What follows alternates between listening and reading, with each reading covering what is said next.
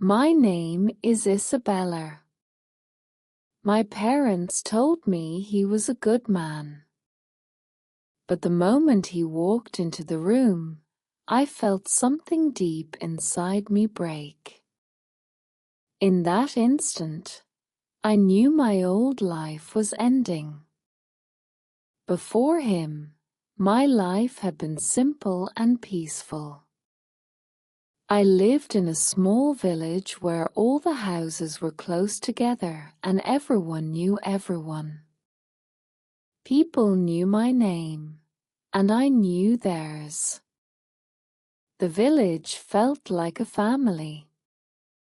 My father was a farmer who worked in the fields every single day, under the hot sun and cold wind.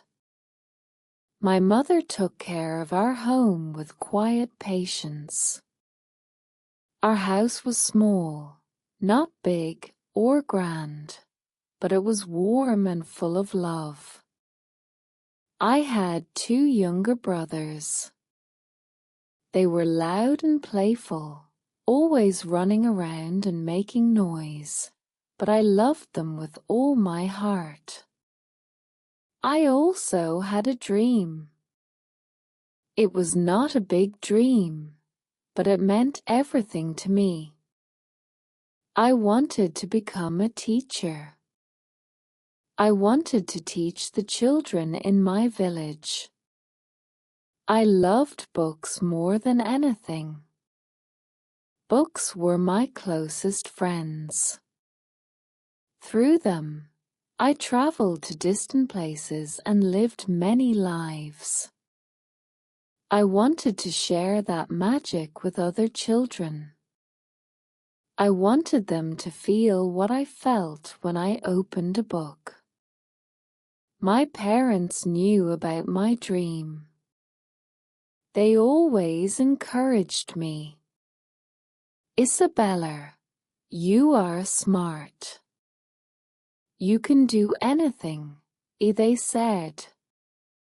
They worked very hard to send me to the village school, even when money was scarce. I was happy there. Truly happy. But one evening, everything changed. My parents called me into the room. Their faces looked serious and tired. My heart felt heavy before they even spoke. I knew something was wrong. My father avoided my eyes, and my mother held my hand tightly.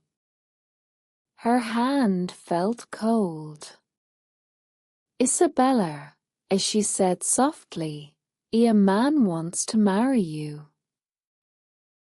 For a moment, I did not understand her words. Marry me? I was only 18 years old. I still wanted to study.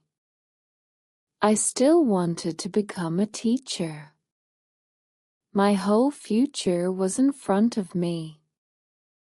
No, I said quickly. I don't want to get married. My father finally looked at me. His eyes were filled with sadness and helplessness. We have no choice, he said quietly. The crops were bad this year. We have no money. This man is rich. He comes from a good family. He can help us. He can help your brothers. Tears rolled down my cheeks. But I don't know him, I whispered. He is a good man, and my mother said again, trying to sound strong. His name is Daniel. He lives in the city. He will give you a good life. A good life. I kept thinking about those words. What was a good life?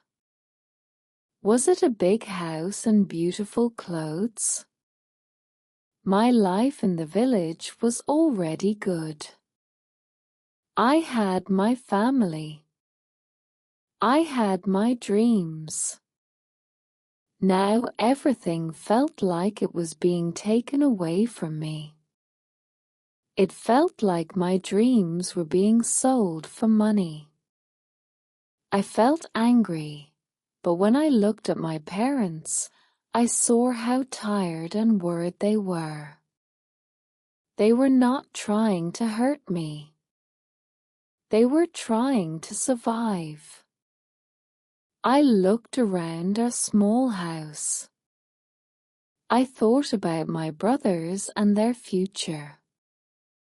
Their lives mattered too. Slowly, I closed my eyes. Okay, I said softly. I will do it. I never saw a picture of him. My parents only told me his name, Daniel. The name felt strange on my tongue. They said he was 30 years old, a businessman from the city. His parents had once been friends with my grandparents. That was the only connection between us. The wedding day came too fast. I did not want it to arrive, but it did not wait for me. I wore a white dress. It was beautiful. My mother had made it with her own hands, stitching every part carefully. But I did not feel beautiful. I felt like a doll, silent, lifeless, and controlled by others. My friends from the village came to the church. They smiled and congratulated me. They thought I was lucky and happy. They did not know the storm inside my heart. I smiled back at them, but my smile felt empty. I stood in the small village church and waited. I waited for the man named Daniel. People started whispering around me. Then the door opened. A man walked in. He was tall and well-dressed in a dark suit. His hair was dark, and his eyes looked serious and distant. He did not smile.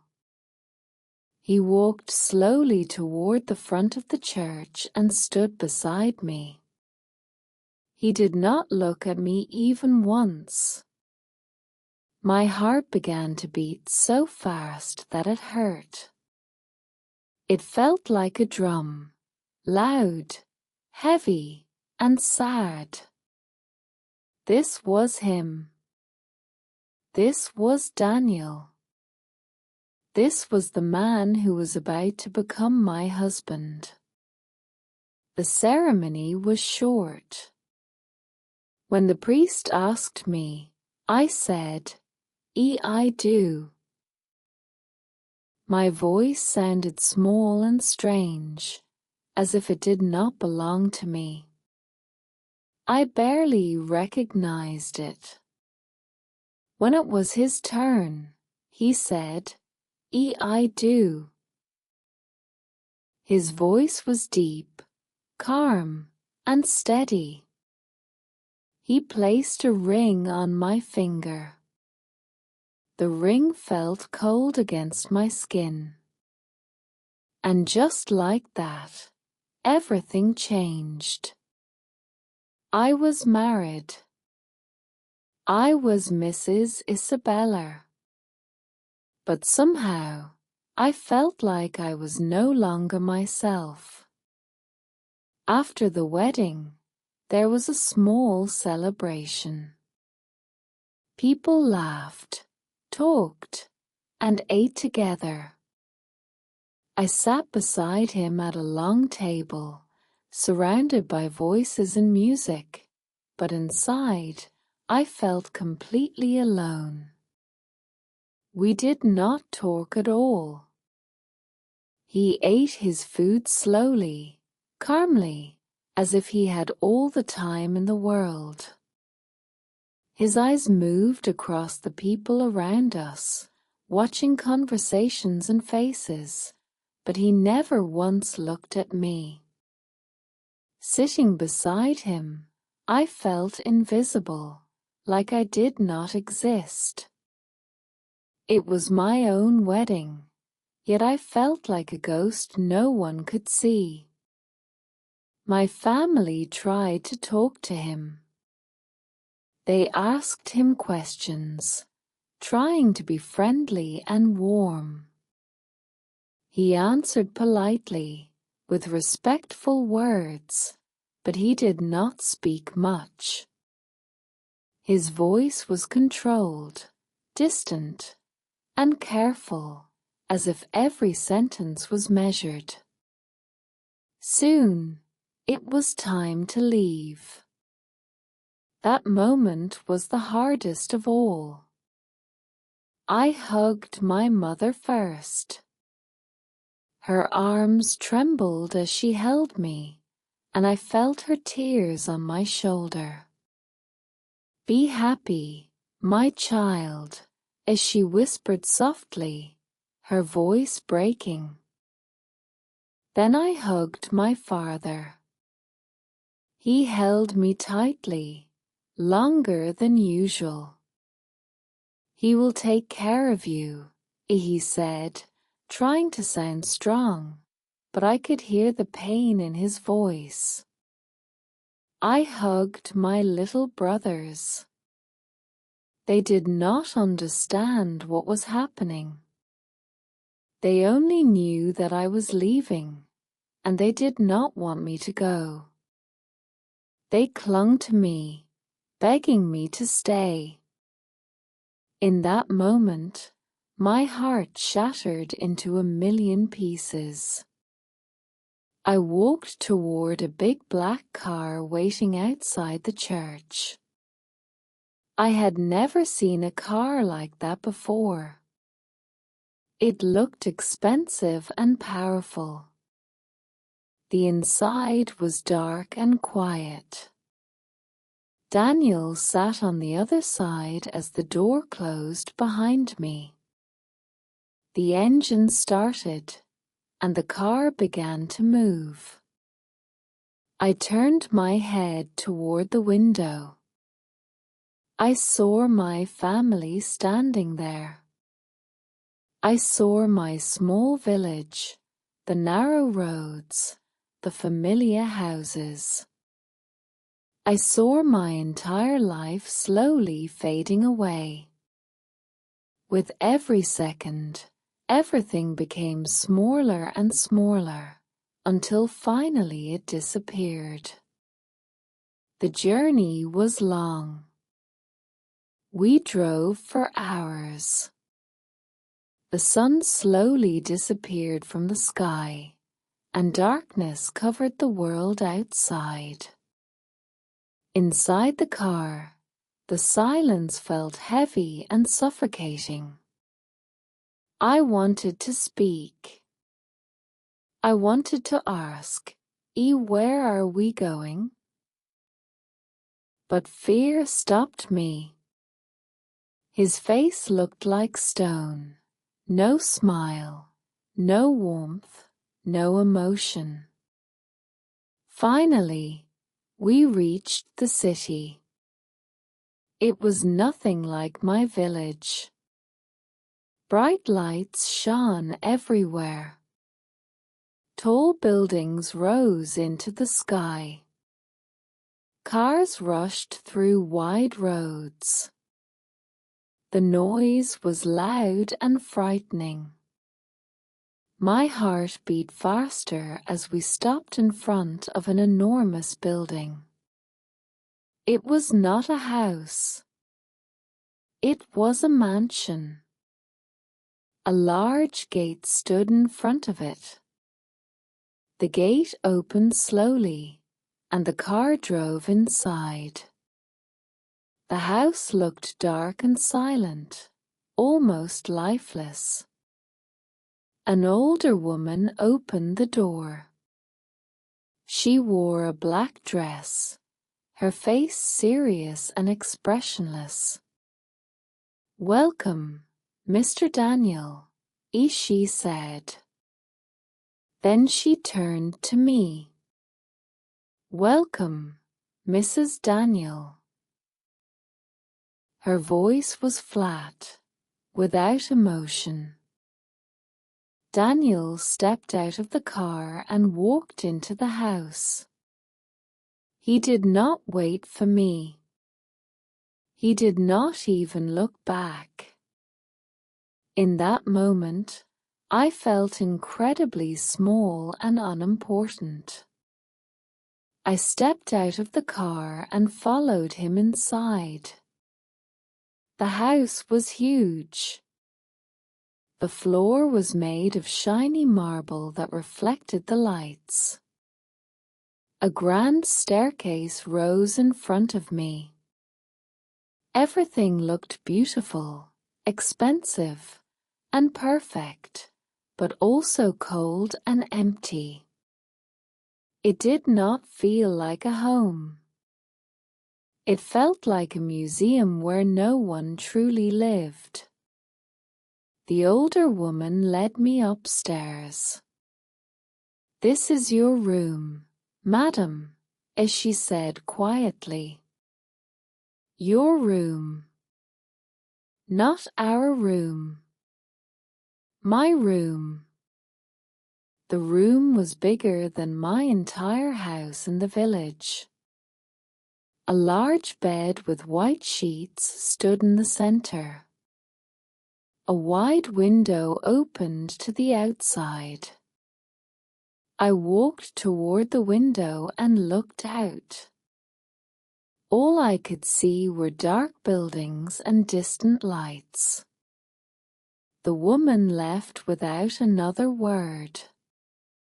I was alone. I sat on the edge of the bed.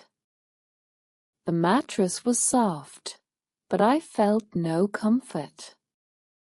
I was in a strange house, in a strange city, with a strange man, a man who was now my husband. Tears began to fall from my eyes.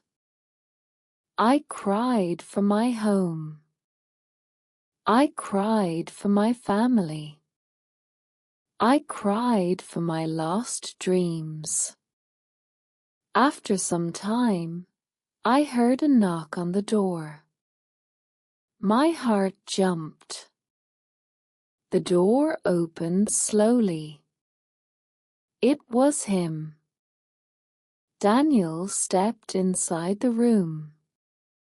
He stopped near the door and looked at me.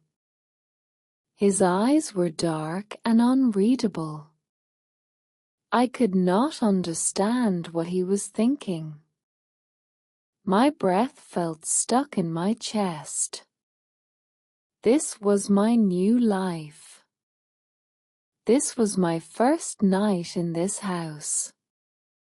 I looked at his serious face, and a painful truth filled my mind.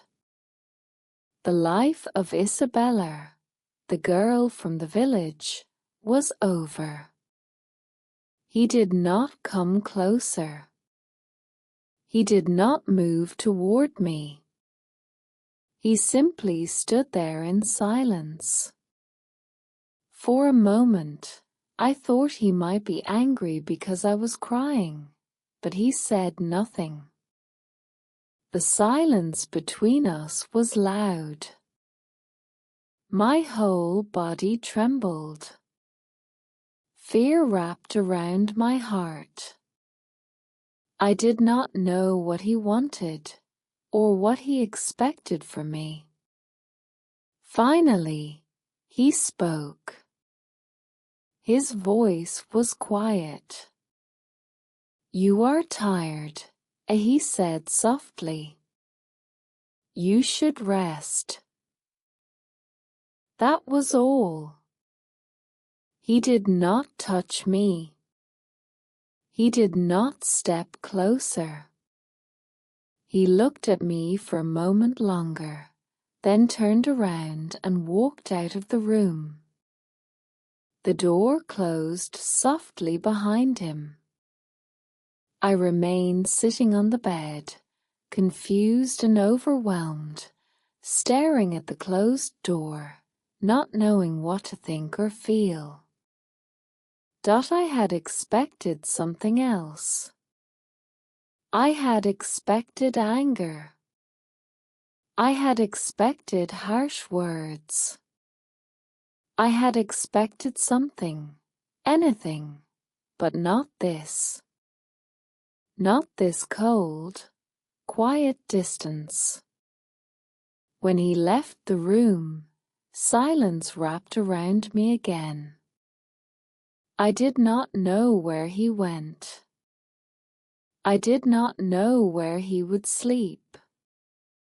I only knew that I was alone in this giant room, surrounded by walls that felt too large and too empty. That night, I cried myself to sleep in the big, unfamiliar bed. The next morning, I woke up early. Sunlight streamed through the large window, filling the room with soft light. For a brief moment, I forgot where I was. I thought I was back in my small room in the village, waking up to the familiar sounds of birds and voices outside. Then reality returned. My heart felt heavy again. I slowly got out of bed and opened my bag. Inside, I found some simple clothes. I changed quietly and walked downstairs. The house was silent, so silent that it felt unreal, as if no one truly lived there. I found the kitchen. The older woman from the night before was there. Her name was Martha, the housekeeper. She stood near the counter, her posture straight, her expression serious. "Good morning, madam," she said without smiling. "Good morning," I replied softly, my voice barely above a whisper. "Mr. Daniel has already left for work," she said. "He leaves at 6 every morning. He comes back late. I will prepare your breakfast." He was already gone. I felt a strange mix of emotions, relief and loneliness at the same time. Part of me was glad I did not have to face him yet, but another part of me felt even more abandoned. I ate breakfast alone at the huge dining table. I was the only person in the entire room. The food was delicious, but I could not taste it. My mind was far away. I missed my mother's cooking. I missed sitting with my family, hearing their voices and laughter. Soon, days began to pass like this. Every day was the same. I woke up alone. I ate alone. I walked through the big, silent house alone. Daniel left before I woke up. He came home after I had already gone to my room. Sometimes, late at night, I heard the sound of his footsteps on the marble floor. I heard doors opening and closing, but I never saw him. We lived in the same house, but in different worlds. I felt like a prisoner in a golden cage. I had beautiful clothes. I had good food. I lived in a mansion. But I was not happy. I was deeply lonely. I missed my home, the open fields, the warm sun, and the simple conversations with people who loved me. Martha rarely spoke. She only did her work quietly, without emotion. 1 week passed. Then 2 weeks. I still had not seen my husband. I began to think that he did not want to see me. Maybe he was ashamed of me. I was just a simple village girl, not a sophisticated city woman. Maybe he regretted marrying me. These thoughts haunted my mind every day. One evening, I was in the library. This house had a library, and it quickly became my favorite place. It was filled with books, rows and rows of them. So many books that it felt like a dream. I walked slowly between the shelves, touching the spines of the books. In this lonely house, they felt like my only friends. Suddenly, the door opened. I turned around. It was Daniel. He was home early. Seeing him there surprised me so much that my heart began to race. He looked tired. He loosened his tie as he stepped inside. When he saw me, he stopped walking. "Hello," he said quietly. "Hello." We stood there in silence, facing each other awkwardly. I did not know what to say. He glanced at the book in my hand. "Do you like to read?" he asked. I nodded. "Yes, very much." He walked toward another shelf and pulled out a book. "This is a good one," he said, handing it to me. I looked at the cover. It was a book of poems. I loved poems. "Thank you," I said softly. He nodded once, then turned and left the room. It was a short conversation, only a few words, but it was the first real conversation we had ever shared. He had given me a book. It was a small gesture, but it meant something to me. It meant that he had noticed me, that he knew I existed. After that day, small things began to change.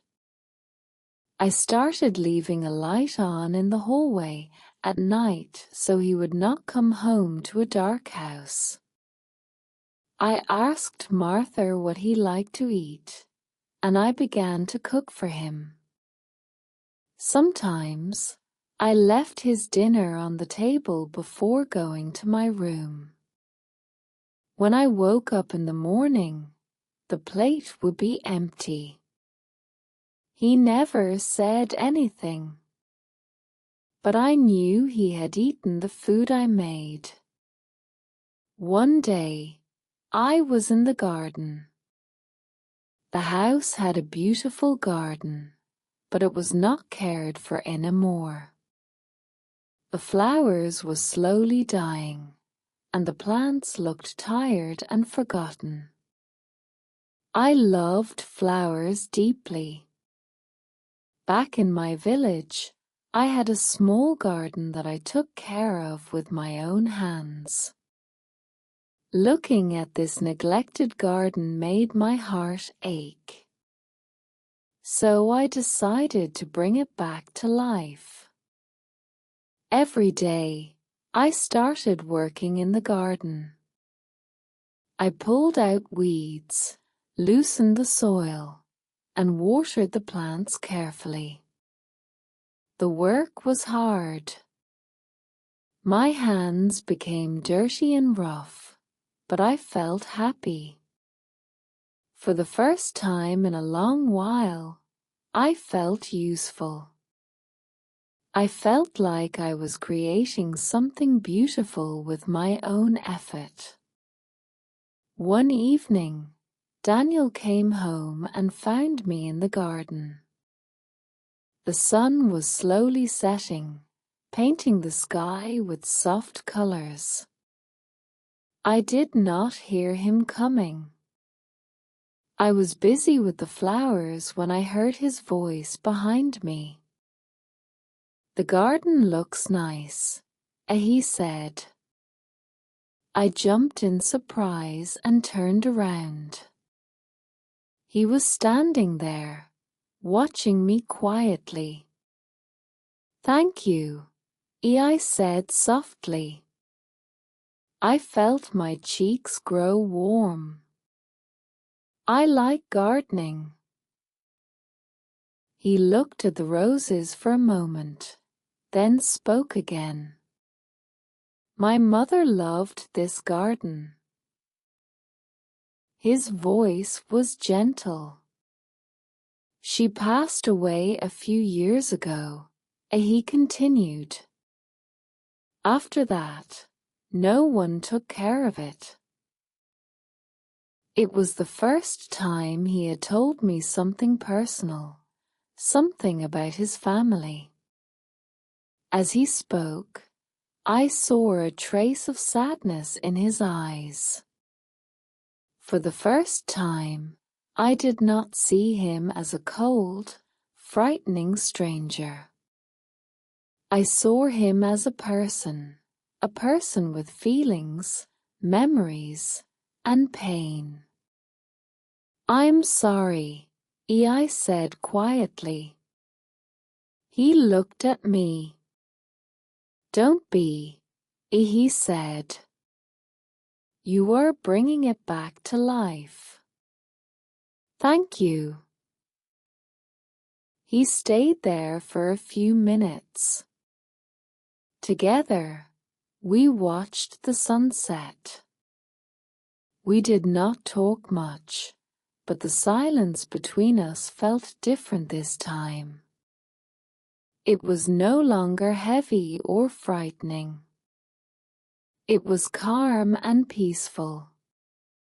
Slowly, life in the big house began to feel less lonely. Daniel started coming home earlier than before. We began to eat dinner together. At first, we sat in silence. Everything still felt awkward. I was shy, and he was quiet. But little by little, words began to appear between us. I told him about my village. I told him about my family. I told him about my dream of becoming a teacher. He listened carefully. He did not interrupt me. He asked questions. He wanted to know about my life, about who I was. Soon, he began to share his own story too. He told me about his work. He worked in a large company that his father had started many years ago. Now he was responsible for everything. The pressure was heavy. He worked all the time and rarely had time for himself. He did not have many friends. As I listened to him, I realized something important. He was lonely too. Just like me. We were two lonely people living in a big house. We had started as strangers, but slowly we were becoming friends. One night, a big storm came. The wind howled loudly outside. Rain hit the windows with force. Thunder roared, and lightning lit up the dark sky. I had always been afraid of storms. In my village, I used to hide in my mother's arms whenever thunder frightened me. But now, I was alone in my big room. A loud clap of thunder shook the house. I screamed and pulled the pillows over my head. My whole body trembled. I felt like a helpless child again. A few minutes later, I heard a soft knock on my door. The door opened slowly. It was Daniel. He was holding a candle because the power was out. "Are you okay?" he asked gently. He could see that I was scared. I could not speak. I only nodded. He walked inside and sat on the edge of my bed. He did not touch me. He simply stayed there. "It's just a storm," he said softly. "It will pass." He stayed with me. He spoke in a calm, reassuring voice. He told me a story from his childhood. He said that when he was a boy, he was also afraid of storms. He remained in my room until the storm ended. His presence made me feel safe. I was no longer afraid. When I fell asleep, he was still there. When I woke up the next morning, he was gone. But I felt different. Something had changed between us. He was no longer just my husband. He was my protector. He was my friend.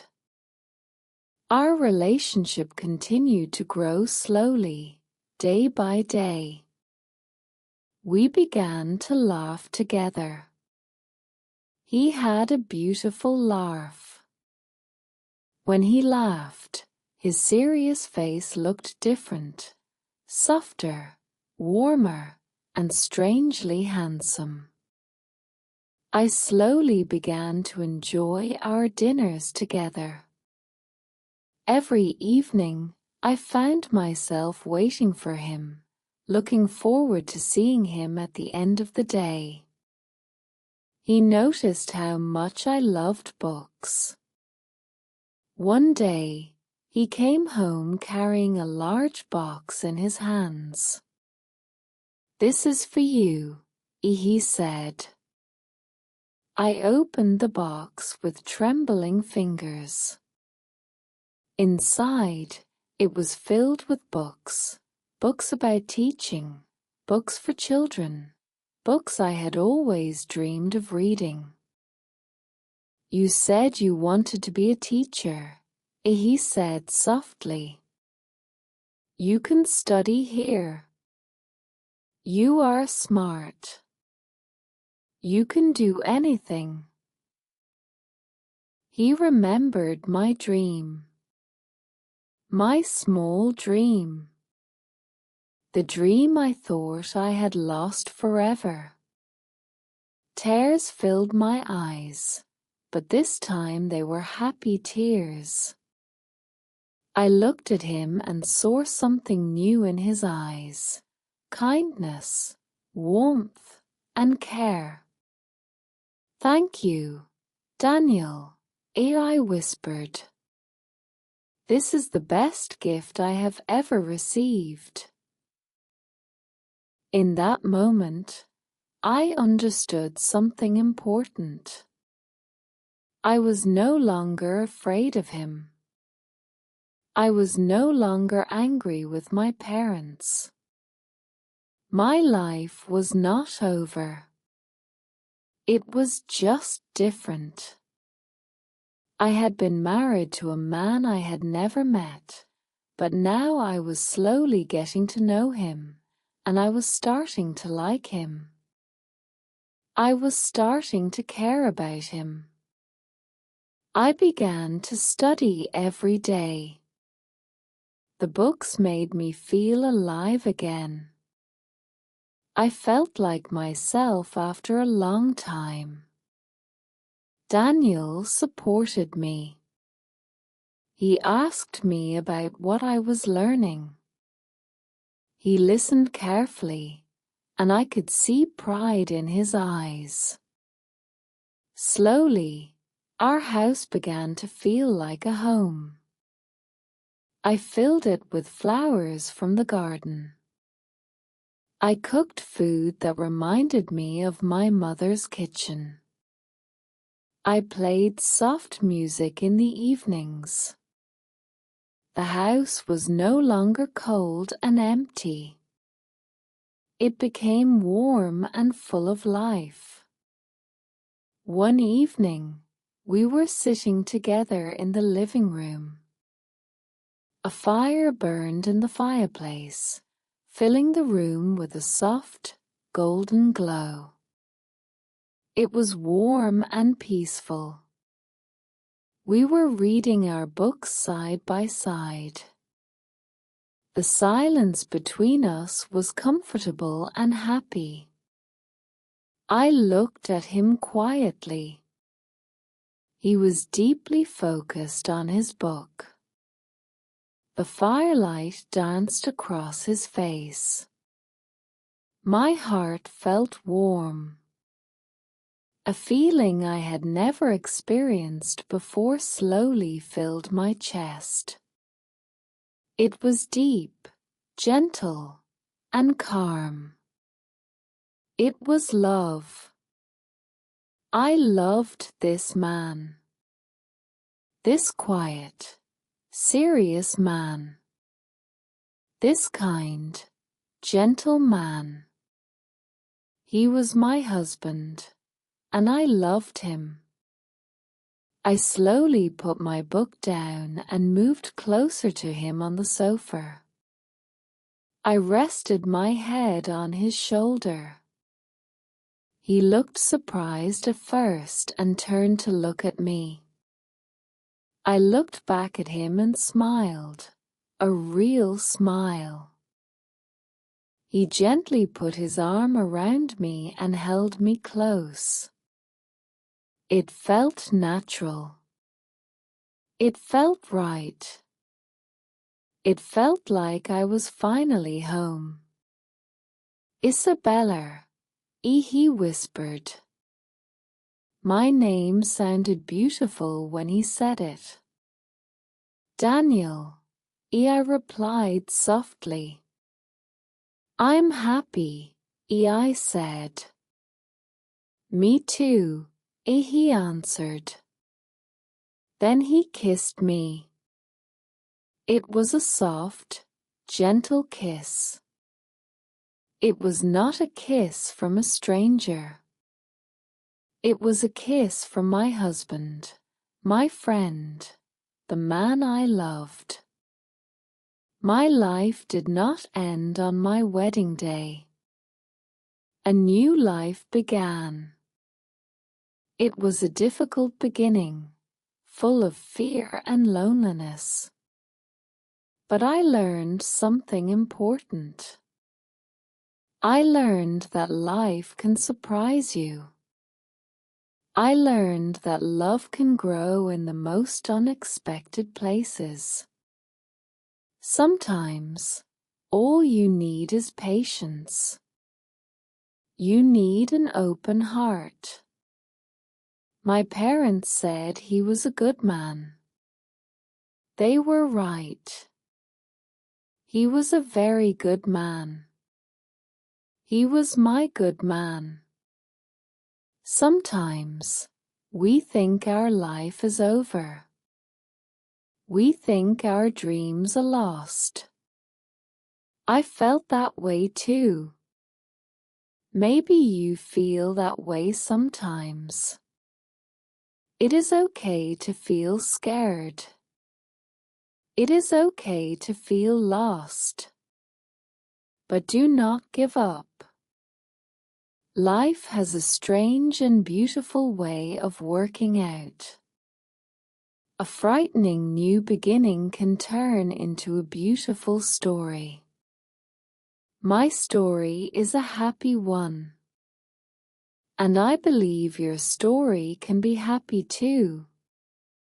Just keep going. You can do this.